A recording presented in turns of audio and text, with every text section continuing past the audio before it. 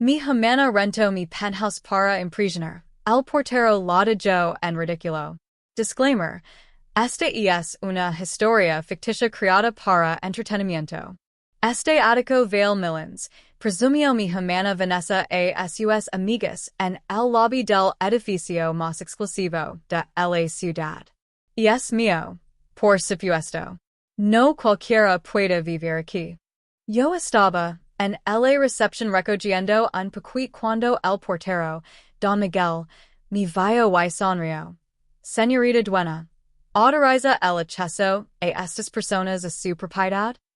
Las 5 mujeres se quedaron congeladas. La cara de Vanessa pasó por todos los colores del arcoíris. Mi nombre es Isabel Mendoza. Aunque profesionalmente uso Isabel Fuentes Mendoza. Durante toda mi vida fui la rara de la familia mientras mi hermana Vanessa era la bonita, la carismática, la exitosa. Cuando gain una beca completa para ingeniería en sistemas a los 16 años, mi madre suspiró con decepción. ¿Ingeniería? Eso es para hombres, dijo. ¿Por qué no estudias algo elegante como Vanessa? Ella estudia diseño de modas. Vanessa, quien había reprobado 3 materias ese año, ese río. Pobre isa. Tan poco femenina. Nunca conseguirás marido siendo tan masculina. Ese fue mi vida durante años. Cada logro mío minimizado, cada fracaso de Vanessa perdonado. Cuando mi gradué con honores y conseguí trabajo en una startup tecnológica, mi familia apenas asistió a mi graduación. Vanessa tenía un perfil amateur el mismo día y mis padres consideraron que era más importante apoyar su sueño. Lo que mi familia nunca supo fue que esa startup, TechFlow, explotó en popularidad. Fuimos adquiridos por una multinacional en $300 millions. Como ingeniera fundadora con 8% de acciones, recibí $24 millions a los 25 años. No es lo digenodia. Inverti inteligentemente, fund Fuentes Tech Solutions, compare propiedades. Entre ellas, el ático completo de Torres Diamante, el edificio más exclusivo de la ciudad. Lo diseño mi gusto, minimalista, tecnología de punta, vistas de 360 grados. Mi santuario personal. Mantuve contacto mínimo con mi familia. Visitaba en Navidades, siempre con ropa sencilla, y mi auto más discreto. Cuando preguntaban sobre mi trabajo, decía va bien, y cambiaba de tema. Vanessa seguía viviendo del dinero de nuestros padres a los 32 años. Su carrera de diseño nunca despegó, pero publicaba constantemente sobre su estilo de vida de lujo. Todo pagado por nuestros padres vaciando sus ahorros de jubilación. Hace 3 meses, durante una cena familiar, Vanessa anunció que había alquilado un ático increíble en Torres Diamante. Es temporal mientras renovan mi apartamento, explicó, mostrando fotos. 5 habitaciones, terraza con jacuzzi, vistas impresionantes. Me costó una fortuna. Me atragan con mi agua. Esas eran fotos de mi penthouse. Reconoce cada detalle, el ventanal personalizado, la cocina italiana, mi sofá de diseñador. ¿Cómo conseguiste ese lugar? Pregunt, controlando mi voz. Tengo contactos, hermanita, respondió con suficiencia. No todas somos programadoras aburridas en departamentos gris. Algunas apreciamos el lujo verdadero. Vanessa es tan exitosa. Anadio mama con orgullo. Y tú, Isabel, sigues en ese trabajo de computadoras? Esa noche lame a Don Miguel, jefe de seguridad de Torres Diamante. Don Miguel, ¿algún intento exceder mi penthouse sin autorización? Hubo una pausa incómoda. Señorita Fuentes Mendoza, tenemos una situación. Hace 2 semanas llegó una mujer con documentos de Luxury Rentals Prime, supuestamente con contrato para el penthouse. El administrador interino, el regular este de licencia médica, lo dio acceso al penthouse modelo del piso 28, el que usamos para mostrar a compradores. Esta amueblado idéntico al suyo. El penthouse modelo? Sí, señorita. La mujer caso tal ishina que pareció más fácil dar l'acceso temporal que enfrentar un escándalo legal. Se identificó como Vanessa Mendoza, dijo ser influencer y tener derechos por $15,000 mensuales. Don Miguel, y esa mujer y es mi hermana. Esos documentos son falsos. Lo sospechaba. ¿DC acciones legals? Todavía no. Enviam todas las grabaciones de seguridad y el report de daños. Durante 2 semanas investig. Vanessa había falsificado documentos con Photoshop, imitando una agencia real. Peor aún, había estado cobrando a sus amigas por fiestas exclusivas en su penthouse, entre $500 y $1,000 por persona. Sus eventos, aproximadamente $30,000 en ganancias ilegales usando mi propiedad. Sus publications en redes sociales, mi ático de $8 millions, viviendo el sueño que merezco, el éxito sabe dulce en mi penthouse. Miles de likes. Pura mentira. Mi abogada Patricia Sanchez revisó todo. Isabel, esto es fraude, alineamiento, posiblemente lavado de dinero. Años de cárcel potenciales. Lo sé. Pero primero quiero que mi familia vea quién es Vanessa realmente. Y quién soy yo. Coordine con Don Miguel para el siguiente evento de Vanessa, una fiesta de networking exclusiva por $800 por persona. Quince confirmadas. El día lego. Mi vesti casual, jeans y blusa sencilla, y leg al edificio con una caja de libros. Me senté en el lobby con vista a los elevadores. Vanessa llegó a las 7 p.m. como si fuera a una alfombra roja. Tacones de 12 centímetros, vestido dorado, joyería exagerada. Sus amigas la seguían, todas emperfiladas. Bienvenidas, ladies, a mi hogar anuncio titrament. Como les dije, este ático es mi pedazo de paraíso. Me costó una fortuna, pero cuando eres exitosa, te lo mereces. Una rubia con demasiado maquillaje suspiro. Tan inspirador, Vanessa. ¿Cómo llegaste a este nivel? Trabajo duro, contactos correctos, nunca conformarse con menos, respondió Vanessa, mirando casualmente hacia mí sin reconocerme. A diferencia de personas que se conforman con empleos mediocres de oficina. Las mujeres rieron, completamente compradas en su fantasía. Entonces Don Miguel salió, caminando directamente hacia mí con una sonrisa profesional que resonó en el lobby de mármol. Señorita Fuentes Mendoza, dijo con voz clara. Que gusto verla de vuelta. Dice que lev esa caja a su penthouse. Silencio absoluto. Me puse de pie, entregando la caja. Gracias, Don Miguel. Sí, al ático principal. Piso 32. Vanessa S. Cueto Pálida. Isabel, ¿qué haces aquí? Vivo aquí, respondí simplemente. La pregunta es, ¿qué haces tú aquí? Yo, también vivo aquí. Piso 28. Don Miguel tosió educadamente. Disculpe, señorita Mendoza, pero el piso 28 no es residencia. Es nuestra unidad modelo. No está disponible para alquiler en eventos privados.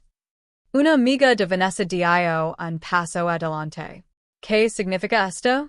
Vanessa, pague $800 para esta fiesta en tu ático de $8 millions. Yo pague $1,000 la semana pasada. Agrego otra, su voz subiendo. Dijiste que este edificio era tuyo. ¿Edificio suyo? No pude evitar reír. Vanessa no tiene edificio.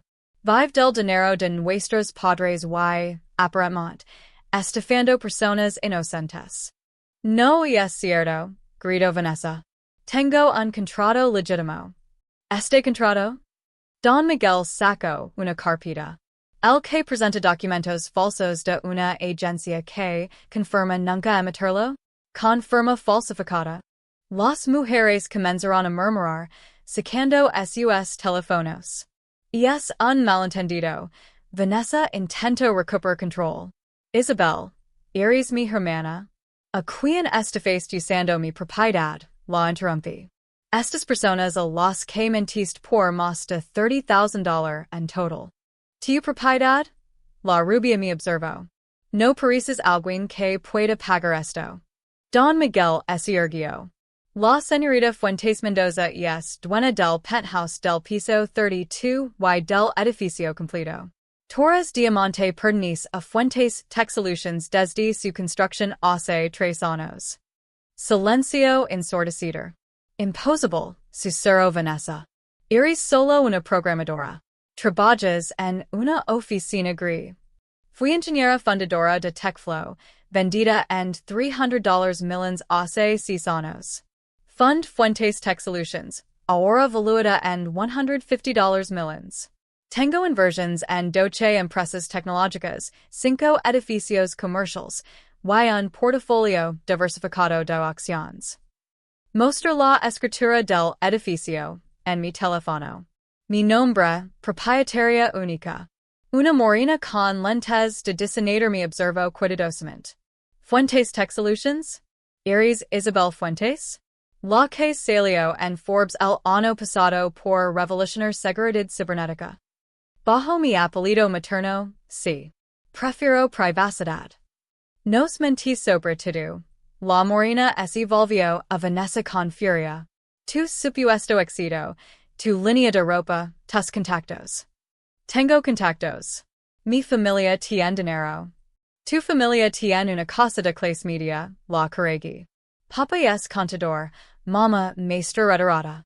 Buenas personas trabajadoras no millonarias. To do tu, estilo de vida de lujo, ha sido financiado vaciando sus ahorros de jubilación. Vanessa me miró con odio. ¿Y tú? ¿Qué hermana eres de jandalos lucar mientras nadas en dinero?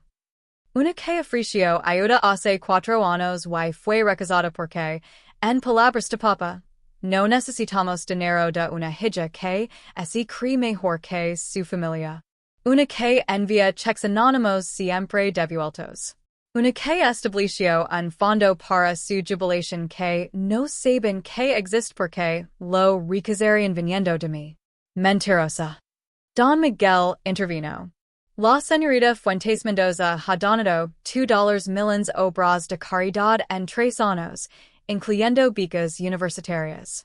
Su abogada tiene documentación completa. Como invocada, Patricia Sánchez entró al lobby, impecable en traje de diseñador. Isabel, tengo los documentos que solicitaste. También contact al fiscal. Están interesados en el caso de fraude. Vanessa Empaladicio. Fiscal? Isabel, soy tu hermana. Una que cometió múltiples delitos, Patricia respondió firmemente.